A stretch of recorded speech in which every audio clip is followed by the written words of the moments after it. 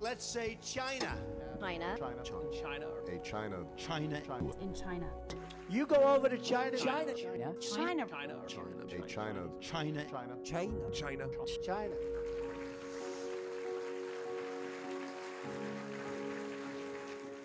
Hi, my name is Ailin, and this is Chinese Explained. Today we are going to talk about 10 basic characteristics of Mandarin Chinese. 1. Strict word order. Chinese uses the same subject-verb-object pattern as English. Position of words in Chinese is crucial. Let's compare those two sentences. 我今天下午有英文课。我今天下午有英文课。I today afternoon have English class. 我有英文课，今天下午。我有英文课，今天下午。I have English class today afternoon. In English, both sentences sound correct, and there is no big difference between them. While in Chinese, the second sentence is simply incorrect. The basic structure is the same as in English, however, there's almost no flexibility in Chinese sentence patterns. 2. Many Chinese words are monosyllabic, which means that one word equals one syllable. In Old and Middle Chinese, all words had only one syllable. However, in modern Chinese, more and more words have 2, 3, or sometimes even 4 syllables. Despite this, one character always means exactly one syllable, and most of the time one word as well. For example, word 书 As you can see, on the left, there's one character. Next to it, on the right, there is one syllable. And finally, we have its translation, which is book or books. I will explain further in point number 8. 3. Chinese has its own written system composed of characters called 汉字 This means that not only Mandarin Chinese but also many other dialects that we talked about in our previous video, which you can find on our channel, also use the same written system. So even if you only speak one dialect, you can still use characters everywhere, which is pretty awesome. There are, however, simplified and traditional characters which differ from each other, but more on this in separate video. 4. There are no inflections in Chinese, which means no prefixes, suffixes, no unnecessary additions, such as ing, ang, this, and many more that exist, for example, in English language. As one word is composed of one character, very often this word can take the form of an adjective, a noun, or sometimes even an adverb at the same time, which makes learning Chinese so much easier, and sometimes just a little more confusing. 5. Nouns do not belong to the gender categories, so simply all objects and animals are called it, ta, in Chinese. What's even more interesting, there was no distinction between he, she, or it in traditional Chinese.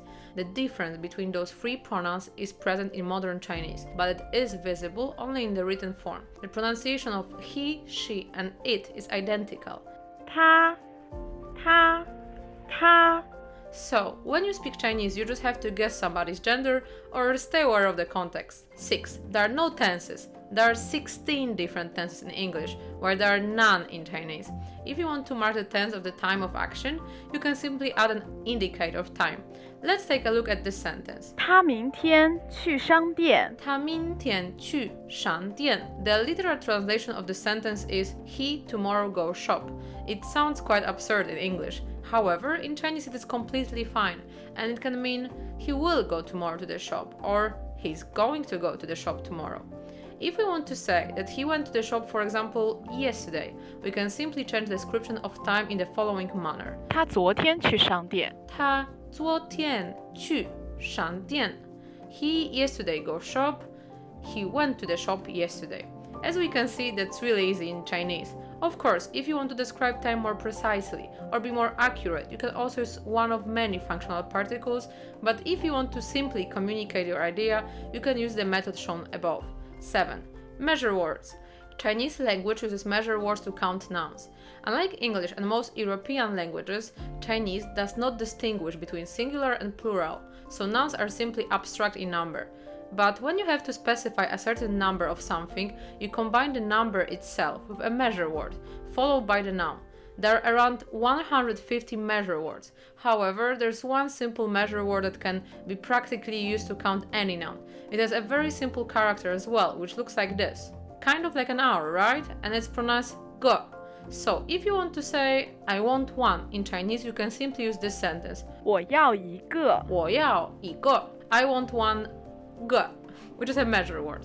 8. There are no singular and plural forms of the nouns. A word can be used both as singular and plural. Let's use the example from point 4, 书, which can either mean book or books. If we want to express the quantity of books, we have to simply add a number before the noun and a measure word. So for example, one book can be 一本书，一本书, and 10 books would be 十本书，十本书. 9. Pinyin is a useful tool helping us to correctly read Chinese characters. It is a romanized phonetic system of characters in Chinese. It was created in the 1950s, so it's still pretty young compared to Chinese characters, which are at least 3,000 years old. In the Pinyin chart, there are 412 syllables altogether. In a separate video, we are going to learn how to correctly pronounce each syllable. 10. 4 tones, tonal language. Mandarin is said to have 4 main tones and 1 neutral tone, or some say 5 tones. Each tone has a distinctive pitch contour which can be seen on our graph. Mandarin's tones give it a very distinctive quality. Let's look closer at one of the most common syllables, which is ma. In every tone it has different meaning as well, as it's written by different character. 妈 Ma in the first tone means mom, mother. 麻 Ma in the second tone means hemp or mahjong. 马 Ma in the third tone means horse. 骂 Ma in the fourth tone means to curse somebody. 蒙 Ma in neutral tone is a particle used to ask questions in Chinese. We'll look at them further in another separate video, solely focused on tones that we'll practice together. An interesting fact, did you know that in Chinese there's no exact word for yes or no, which probably makes it the only language in the world without those 2 simple words. But of course, there are many ways you can express it in different situations. Remember that in Mandarin Chinese, context is the key to understand it and use it well. By the way, don't forget to like this video and subscribe to our channel if you want to hear more about everything Chinese. More videos coming soon.